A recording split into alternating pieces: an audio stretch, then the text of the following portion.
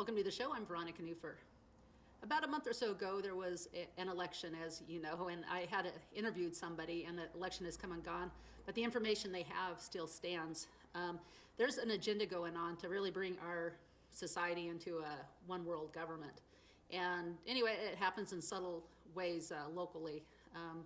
People making demands locally that don't feel right, but they don't seem real big in and of itself, but there's a bigger plan. So I just want you to watch the show and just encourage you to stay vigilant in what's going on in your community.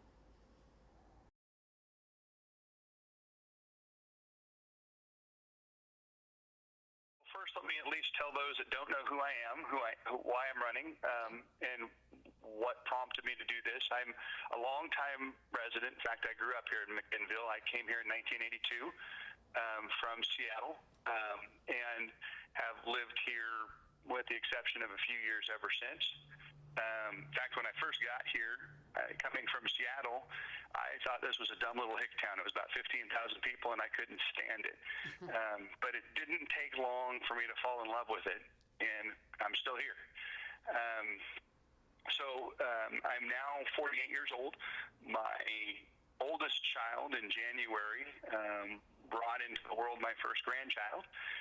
And it started having kind of a different impact on me in terms of, I want to make sure I leave and do the best I can to leave something good for my grandchildren. It's one thing when you think in one generation, but when you start thinking further generations, I don't know, it just changes your mindset. Yeah. And I had a lot of other events take place that kind of made me feel like I was being led this direction. I'm a man of faith. And so when I started feeling like I was being drawn in the direction of serving in public, in a more public way, I had to go with that. Part of my concerns that caused me to run initially, one of the big ones is there's kind of a lack of security, if I can put it that way, or safety in McMinnville. We've seen a tremendous increase in homelessness. We've got areas, if you're not from McMinnville, you may not be familiar with this, but we've got homeless camps over by Mackwater and Light and over by the Whitecat building that are literally trailers that have come in and they basically won't leave. We've got crime that's increasing in the area. I started knocking doors about 2.5 months ago, where I would go door to door just talking to folks with open-ended questions, wanting to know what their concerns were. And what I would hear repeatedly, particularly from young mothers, is I can't even take my kids to the parks in McMinnville anymore because of needles, because of behaviors that I don't want my children to see, and because of just feeling insecure. And I was like, are you kidding me? This is McMinnville. You shouldn't be feeling that way. This is a small town. Yeah. And she put it was a conservative town. But it seems like and I'm not blaming just the homeless when I say all that. I'm not blaming just the homeless for the criminal activity or the drug activity. It's a complex set of circumstances. But it has seemed like the city has decided to take a laissez-faire approach and not deal with it out of fear, perhaps, of a backlash. I'm not sure, but I feel like we need a different philosophy, a little more strength, a little less enablement to deal with the problem.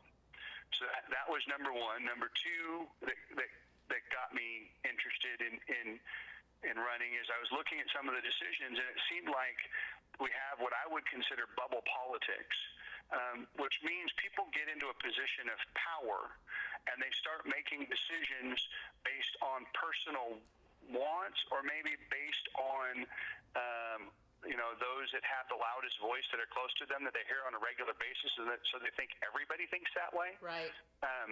And the result is some policies that are just mind-boggling to me. One would be, if you're not familiar with McMinnville, you may not know what I'm talking about, but we had a development project that was done on Alpine Street. It's 4 blocks, cost us $4 million, $1 million a block. And it's like they're trying to make Mini Pike Place Market off the end of where the Granary District is.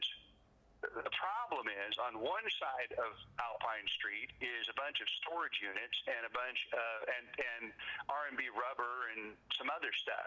It's not going to transition, and as much money as that cost us, it's just mind-boggling. That money at a time when our economies are tight. I mean, yes, we're seeing economies do well, but when you factor PERS into budgets, our budgets are tight. And at a time that's happening, spending money wastefully like that just doesn't make a lot of sense.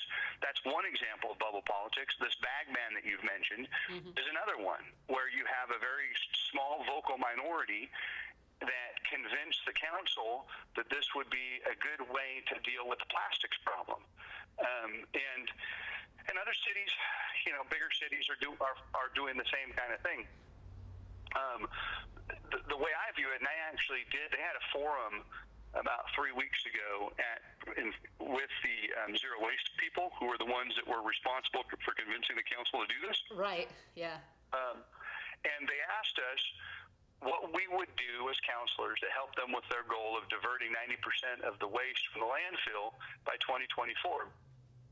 And so, me being the very gracious, kind, not confrontational person that I am, my opening 5-minute talk was about how I would never pass something like the bag ban, because the effect of the bag ban is to make people mad, to result in a backlash, to not accomplish slowly turning people's and changing people's minds so that they drive the change that we need instead of a small vocal minority. I am not opposed to. We have a plastic problem in this world. There is no doubt about it. We're using too much plastic. But the way to fix that is not to hit people over the head with a hammer and make them do what you want them to do. The way to fix that is to slowly but surely teach folks that there's another way to go about this. Use a different bag on your own. Teach them, train them, show them. Use recyclable bags. Use reusable bags. Don't always be picking the plastic bags. But just going in and arbitrarily taking things away, that's authoritarianism. It doesn't work. It's never worked before, and all it tends to do is cause people to get frustrated and fight back. Yeah. So that's my take. If I get on city council, I do intend to ask them, folks, I've heard it a lot going door to door. I can tell you there have been a lot of people complain about the bag ban. And if it were me and, city council is 6 people, I don't get to make decisions on my own. I'm not an executive, so I can't say I'm going to make this happen. But I am going to do everything I can to encourage them to put it on the ballot for a repeal. Right. And let the voters vote to repeal it. If the voters vote to repeal it, great. If the voters vote not to repeal it, great. But now you've allowed the people's voice, and that will help rectify. I think there is some definite distrust in the city from the residents toward the council, and this is part of the reason why, or not distrust, unhappiness, and this is part of the reason why. From what you've gathered so far, what percentage of people do you think are on board with the ban? Are on board with it? Yeah. So I think you have 2 different categories of those that are on board with it.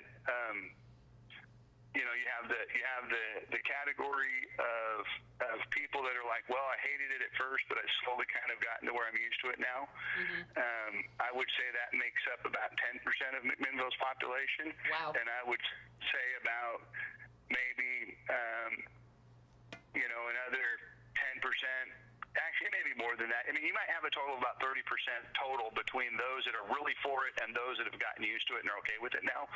I would say the rest of people, you have a good 30% that are seriously unhappy with it. And the rest of them, I don't know where they would fit. It's a breath of fresh air for me to go and shop in Newburgh now, because every time I go to McMinnville and I have to go through the stores, every time, me, somebody who thinks about politics and policies and things that are going to affect our children, I think of Agenda 30. There's a lot of people that have heard of Agenda 21. There's most people that I wind up talking to, just casually have never heard of Agenda 21, but Agenda 30 is on steroids. But they don't take facts. What they do is their goal is authoritarian. Even on their website, they didn't exactly say that, but they have all these agendas that they're trying to accomplish, and it's to get people to put them in charge. Oh, there's a problem. Now there's a big group of deep state operatives and world governments that want to come in and help save the day. And unless there's a problem, we don't give them power. And that might sound conspiratorial, but it's on the website. At least when I looked at the website several years back, and since then, there's probably more. They probably got a little smarter than to speak out and make it so obvious, but that's their agenda. And so the Zero Waste 30 people, even though, and I've talked to some of them are very nice and I would say all of them are well-meaning that I've talked to. But what they don't understand, I don't think most of them, is there's an agenda to take away our freedoms. And they're just pawns, spouting something that they have a point, as Chris said, the plastic bags, they might not decay into the ground. So maybe there's something we can do about that. But you know what? I like my choice because,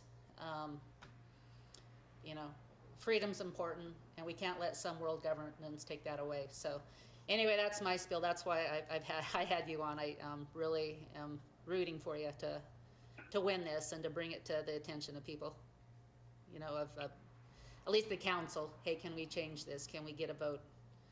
Talk to the mayor. Have you talked to the mayor? I have. I haven't talked really specific on a lot of topics because, again, the way I've approached running for the city council is different than I think anybody's ever run for city council before. Mm-hmm. I mean, if you've come through McMinnville, you see my signs everywhere, which,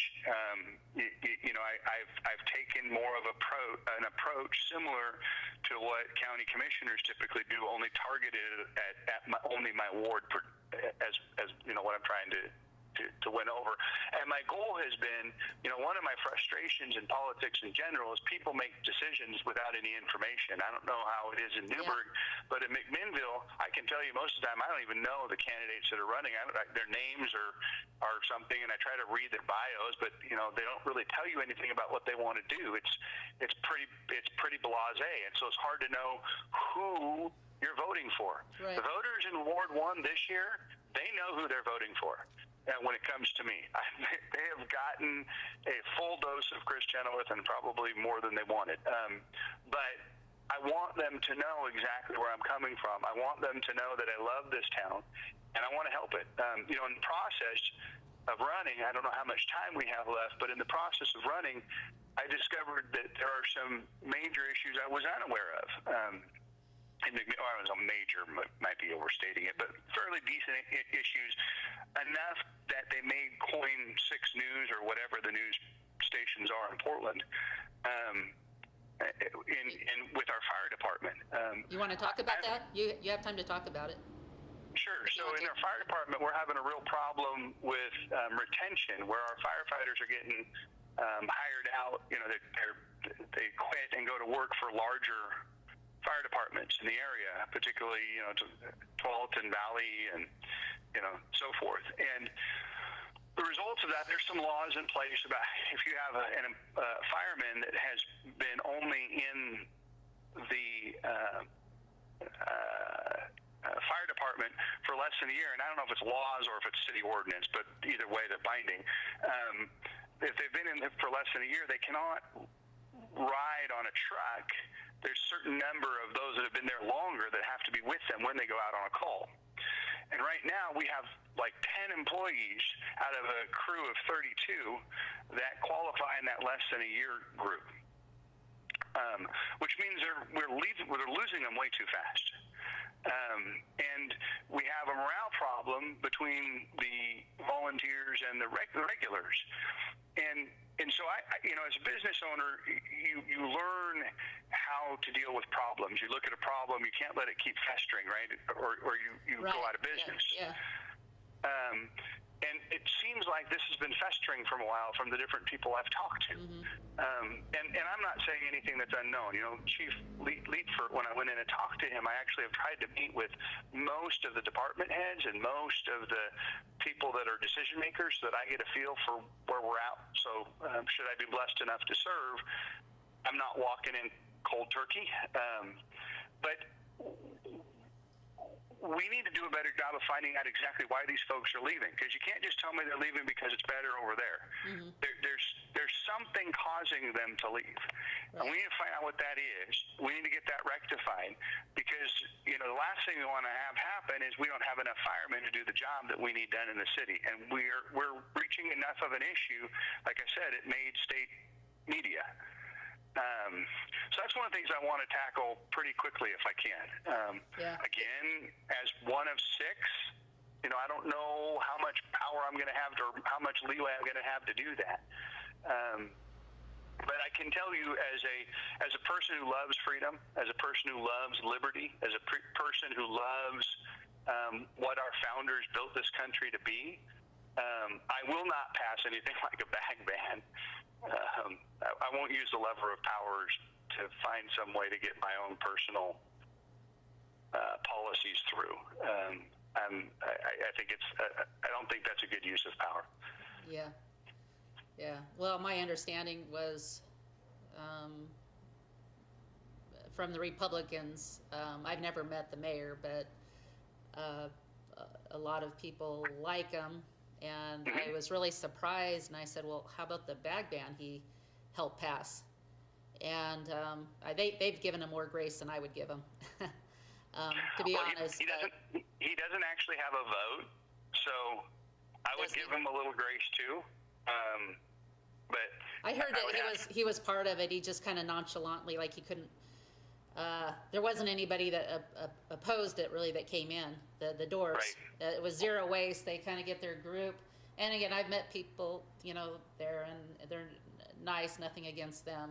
At least some of them. I mean, some of them I felt really like they're pushing their agenda on me. It's like if I go and force my religion on them, they're gonna say, hey, why don't you ask me if I want to hear it? And instead they go and push their agenda on me. It's the same thing. I don't appreciate it.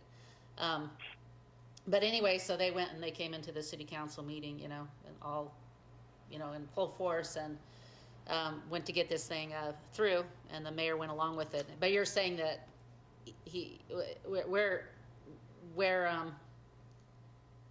what could he have done different? Anything? Well, I don't understand yet exactly how an ordinance gets formulated.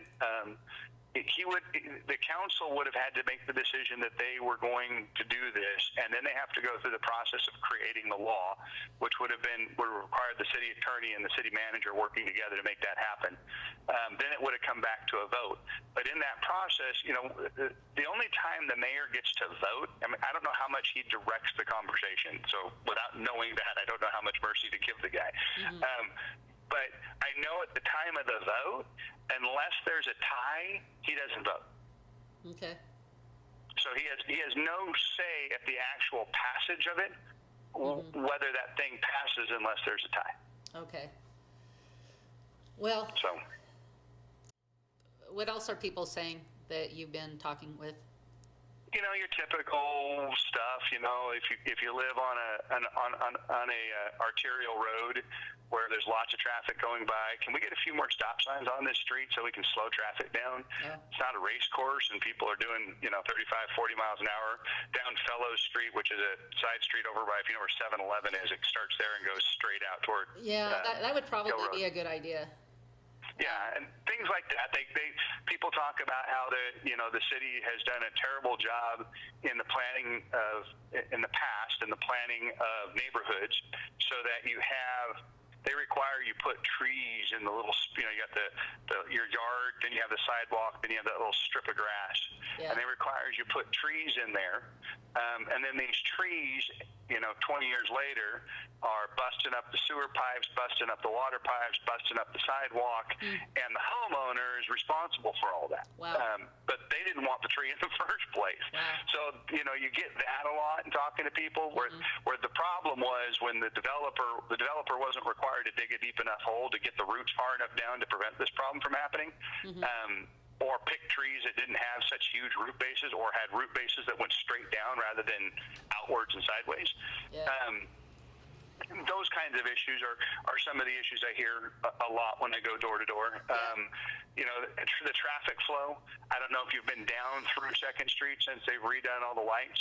But theoretically, when you do a whole bunch of new construction and put a whole bunch of new lights in, traffic flow should improve.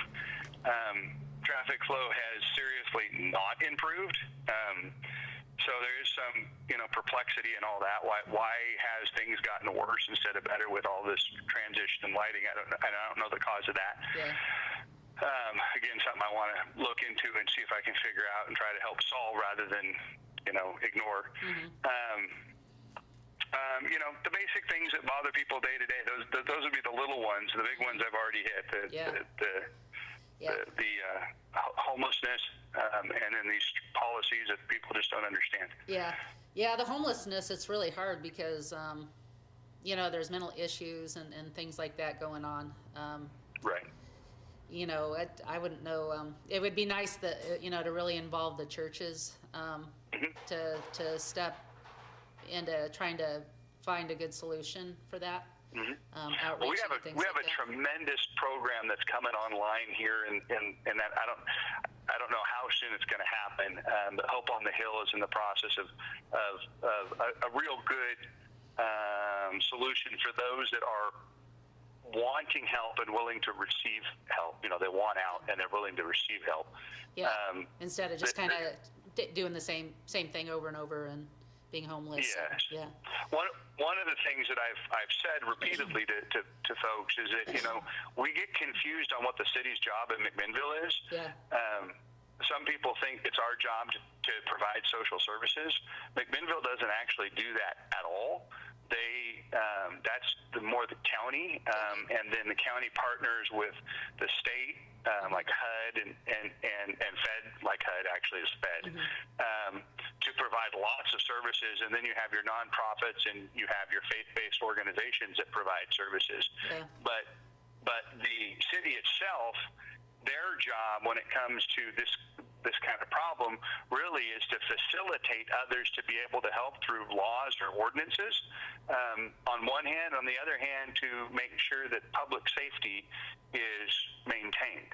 Yeah. So okay, well, thank you. Hey, we're out of time.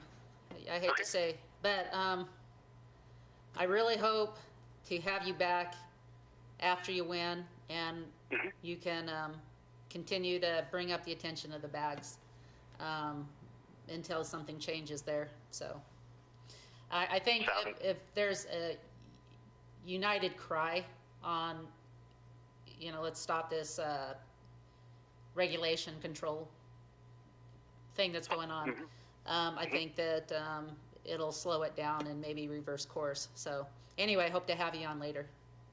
Well, thank you very much for letting me come on and talk with you. All right. Well, thanks for tuning in. Have a good week. Bye-bye.